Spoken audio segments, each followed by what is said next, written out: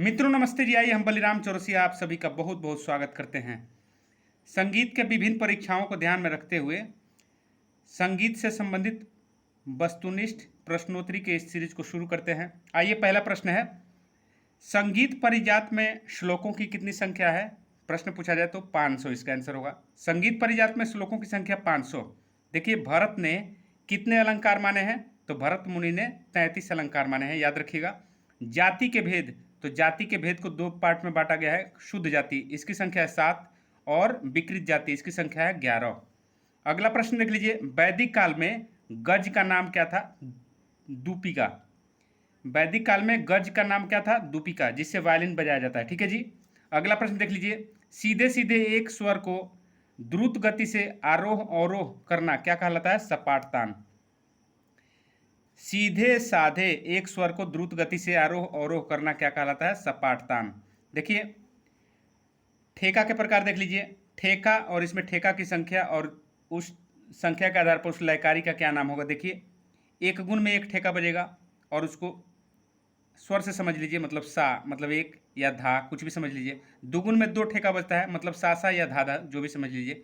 तिगुण में 3 ठेका, उसको 3 बार सा लिख दीजिए, 3 बार धा। उसी तरह चौगुण में 4, इसी तरह अठगुण में 8 लिख लीजिएगा।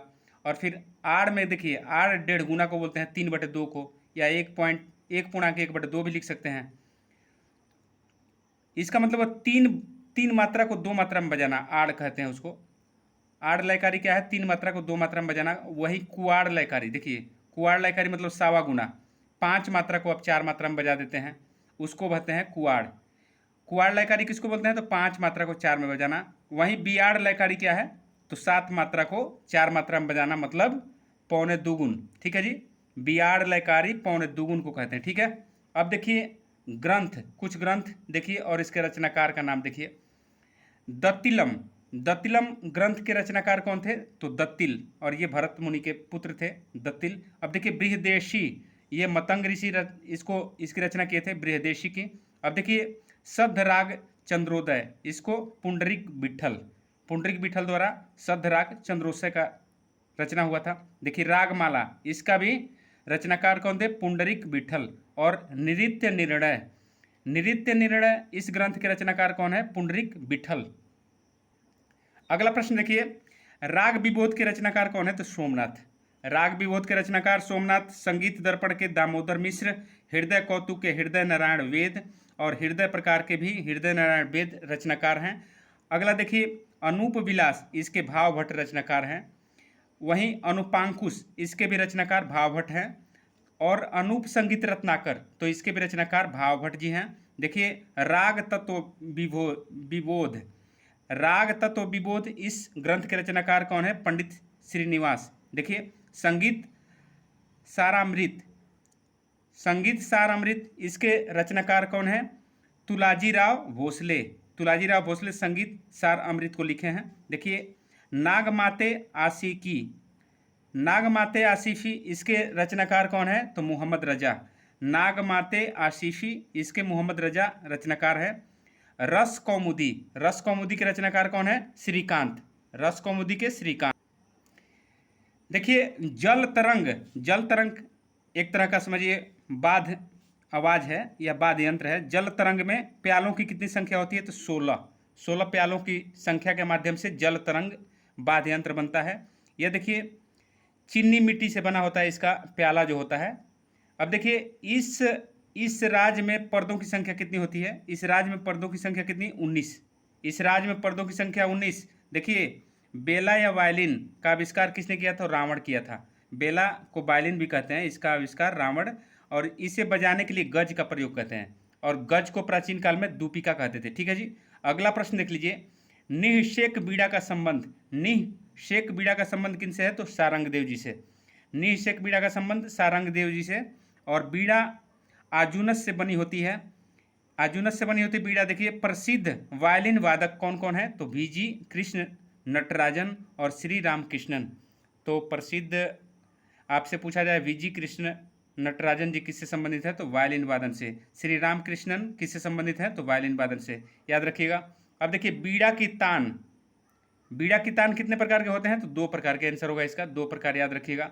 तत्वाद्य यंत्र मतलब तार से बने हुए वाद्य यंत्र को, इससे जो भी तान निकलता है उसको तोड़ा कहते हैं। तो तत्वाद्य यंत्र से निकलने वाले तान को तोड़ा कहते हैं। वहीं औनद बाध के तान को क्या कहते हैं? रेला। औनद बाध जो चमड़ा से बना होता है उसके तान को रेला कहा जाता है। देखिए, तान शब्द सर्वप्रथम प्रयोग किसने किया? कहाँ मिलता है तान शब्द का सर्वप्रथम प्रयोग? नारदीय शिक्षा में। नारदीय शिक्षा में सर्वप्रथम तान शब्द का प्रयोग मिलता है। देखिए, विग्रह संबंधित है तोड़ा से। विग्रह शब्द जो है वो तोड़ा से संबंधित है। सारेसा मगरेसा पमगरेसा, यह कैसी तान है? फिरत तान। फिरत तान मतलब आगे जाके फिर के वापस आना, इसलिए इसको फिरत तान बोलते हैं। सारेसा मगरेसा पमगरेसा, यह फिरत तान का प्रकार है। देखिए, तान का प्रचार सर्वप्रथम उल्लेख कहाँ किया गया? संगीत रत्नाकर में। संगीत रत्नाकर में सबसे पहले तान शब्द के प्रचार का उल्लेख किया गया है। ठीक है जी। अगला देखिए, नारद जी जो हैं 19 प्रकार के तान को माने हैं। तो नारद जी द्वारा 49 प्रकार के तानों को माना गया है। 49 प्रकार के तानों को नारद जी मान्यता दिए थे। अगला प्रश्न देख लीजिए, संगीत रत्नाकर में 20 प्रकार के तानों को माना गया है। संगीत रत्नाकर में 20 प्रकार तान और नारद जी द्वारा 49 प्रकार का। अगला प्रश्न देख लीजिए, मध्यकालीन संगीत परंपरा के आदि संस्थापक कौन है? अमीर खुसरो। मध्यकालीन संगीत परंपरा के आदि संस्थापक अमीर खुसरो को माना जाता है। देखिए, सर्वोदय दिवस कब मनाया जाता है? 30 जनवरी को। वहीं विश्व हास्य दिवस कब मनाया जाता है? तो 10 जनवरी को। और विश्व कैंसर दिवस 4 जनवरी को मनाया जाता है। और संगीत दिवस कब मनाया जाता है? आप लोग कमेंट बॉक्स में बता दीजिए। 21 जून को मनाया जाता है संगीत दिवस। उसी दिन आपको योग दिवस भी मनाया जाता है। देखिए, बांस नृत्य किस राज्य से संबंधित है? तो मणिपुर। और रौफ और दामिली नृत्य कहाँ का है? जम्मू कश्मीर का। चेराव और चेराओ कहाँ का? मिजोरम का लोक नृत्य है। और घेमर लोक नृत्य कहाँ का है? हरियाणा का। घेमर लोक नृत्य हरियाणा का है। लावड़ी महाराष्ट्र का है। ठीक है जी। और छऊ कहाँ का है? छत्तीसगढ़ का, जो 9वां शास्त्रीय संगीत बना है। ठीक है जी। भारत में अभी वर्तमान में कुल 9 शास्त्रीय संगीत हैं, याद रखिएगा। देखिए, औनद बाध जो होता है, जो चमड़ा से बना होता है, इसको ताल बाध भी कहते हैं। ताल बाध भी किसको कहते हैं? औनद बाध जो चमड़े से बना हुआ आता है। देखिए, घन बाध किसको कहते हैं? वैसा बाध यंत्र जिसको डंडा से पीट कर बजाया जाता है, या डंडा या धातु से पीटने से जिसमें से आवाज़ निकलती है, उसको घन बाध कहा जाता है। तो इसमें घन बाध में कौन कौन आता है? घन बाध में घंटा आ गया, घड़ीपाल आ गया, मजीरा आ गया, झांझ आ गया, करताल आ गया, जल तरंग आ गया, काष्ठ तरंग आ गया, जात्रा आ गया, क्रमाबाद आ गया। तो इस तरह से जो है घन बाध, इसको मतलब इस पे जल तरंग मतलब आप जल में मारिएगा तो उसमें से जल में से अलग आवाज़ निकलता है। काष्ठ तरंग मतलब लकड़ी पे आप मारिएगा उसमें से भी आवाज़ आता है।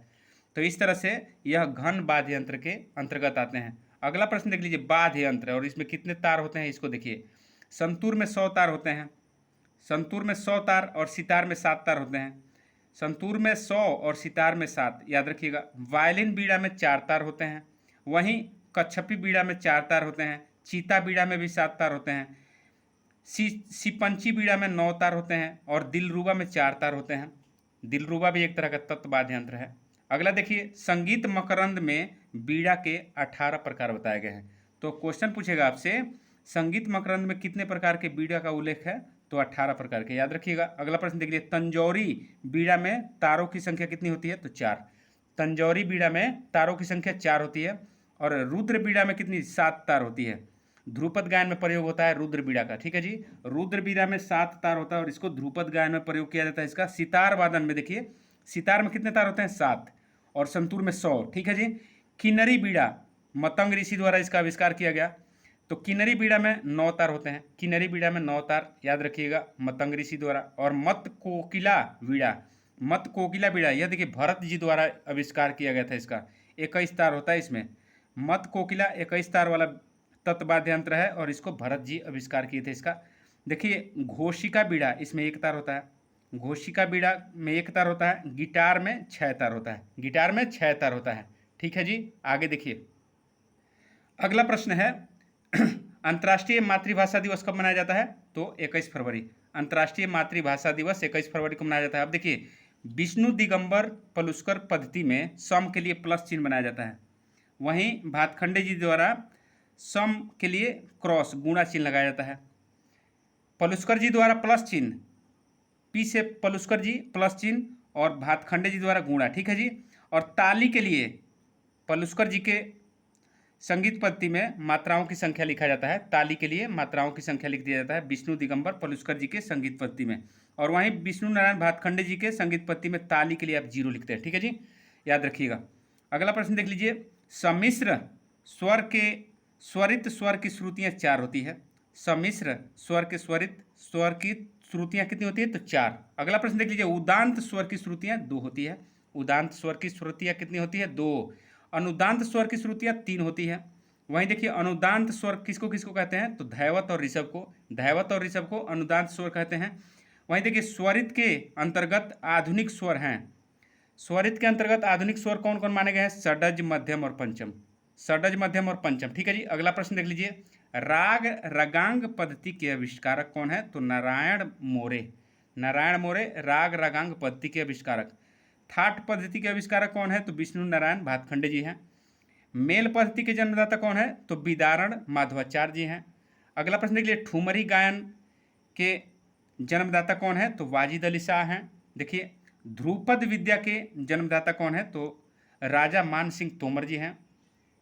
अगला प्रश्न देखिए, तराना विद्या का जनक किसको कहा जाता है? तो अमीर खुसरो जी को कहा जाता है।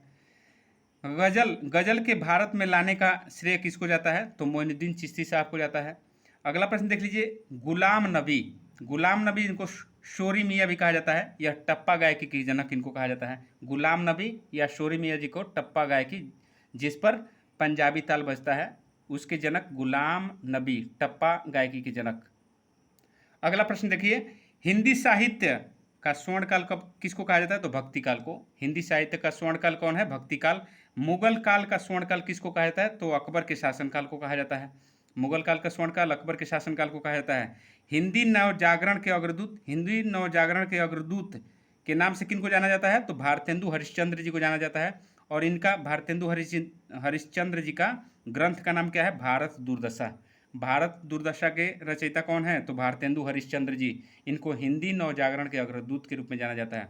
अब देखिए तालों में कितनी कितनी मात्राएं होती हैं, जल्दी जल्दी इसको देख लेते हैं। सरस्वती ताल में 10 मात्रा होती है।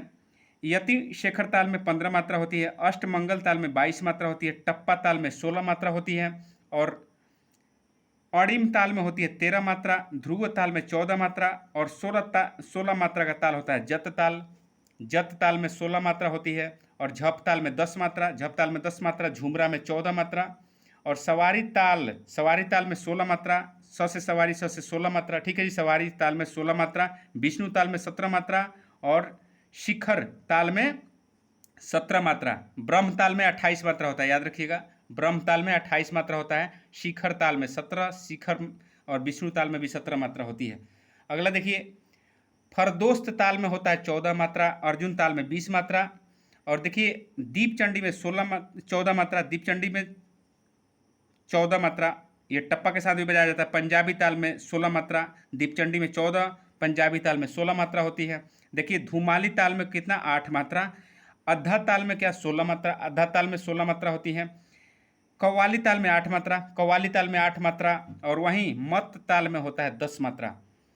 और पश्तो ताल में मात्राओं की कितनी संख्या होती है? तो 7। पश्तो ताल में मात्राओं की संख्या 7। और देखिए जय मंगल ताल में 13 मात्राएं होती है। जय मंगल ताल में 13 मात्राएं होती हैं।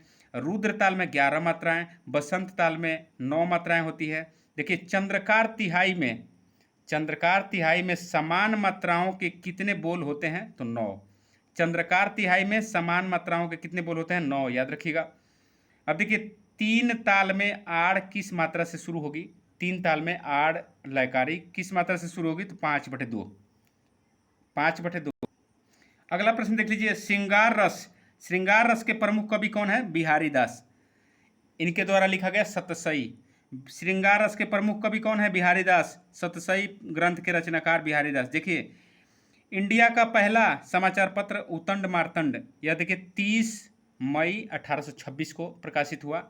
और युगल किशोर जी द्वारा, युगल किशोर जी इसके संस्थापक थे। और हिंदी पत्रकारिता दिवस भी 30 मई को मनाया जाता है, याद रखिएगा। देखिए, आधुनिक कविता के सुमेरु, आधुनिक कविता के सुमेरु किनको कहा जाता है? जयशंकर प्रसाद जी को कहा जाता है। वाणी के क्रांतिकारी कवि के नाम से किनको जानते हैं? तो कबीरदास जी को। वाणी के क्रांतिकारी कवि किसको कहा जाता है? कबीरदास जी को। साधु कड़ी भाषा में बोलते थे। अष्टछापी के कवि, अष्टछाप के कवि या इंडियन शेक्सपियर किनको कहा जाता है? तो कालिदास जी को कहा जाता है। कालिदास को कहा जाता है भारत के शेक्सपियर या अष्टछाप के कवि। देखिए, वात्सल्य रस के सम्राट या खोजन कवि के नाम से किसको जानते हैं? खोज नयन कवि। वात्सल्य रस के सम्राट और खोज नयन कवि के नाम से कालिदास जी को जाना जाता है। देखिए, आदि कवि वाल्मीकि जी को कहा जाता है। आदि कवि किनको कहा जाता है? वाल्मीकि जी को। हिंदी के प्रथम कवि किनको कहा जाता है? सरहप्पा। इनका ग्रंथ क्या है? दोहा कोश। सरहप्पा जी को हिंदी के प्रथम कवि कहा जाता है। इनका दोहा कोश इनके द्वारा रचित ग्रंथ है। अगला प्रश्न देख लीजिए, हिंदू मुस्लिम संस्कृति के प्रतिनिधि के रूप में किनको जानते हैं? तो अमीर खुसरो जी को।